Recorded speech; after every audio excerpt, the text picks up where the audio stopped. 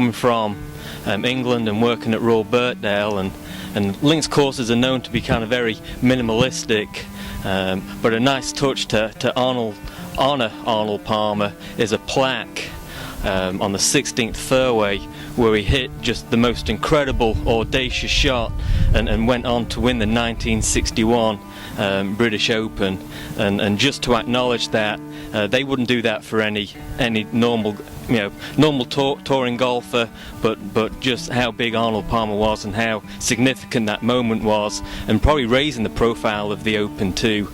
When I was way back a course superintendent at Medina Country Club, and we had a Monday outing, and Mr. Palmer was on one of the par 3 holes hitting shots with every group that would come by and taking pictures. And he was my dad's favorite. My dad, hooked me on golf, and of course Palmer was one of his favorites. And myself and one of the other course superintendents, we got up enough nerve when there was a gap. There was like a 2-hole gap, and Mr. Palmer was just sitting on the bench by himself, waiting for the next group to come up. And we had gotten a couple of hats from Medina, and biding our time, and we went over and introduced ourselves, and told him who we were, and he was so gracious. He had us sit down on the bench next to him, signed our hats for us. We talked to him for probably a half an hour or so, and couldn't have been nicer.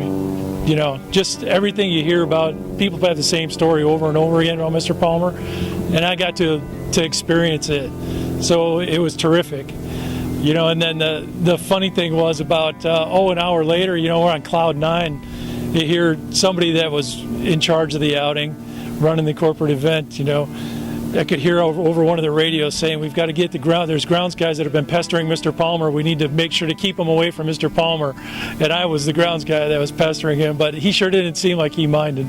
Okay, well, I do have a personal story. I was in Atlanta at Country Club of the South years ago, and I had a senior tour event there, and I was in the locker room during the tournament, and Arnold Palmer walked in, and he remembered my name. He said, "Hey Scott, come over here for a minute." I'd met him the year before, and I sat down next to him at his locker, and he opened up all the letters that were crammed in his locker, and I read the letters from fans, and he signed all the pictures.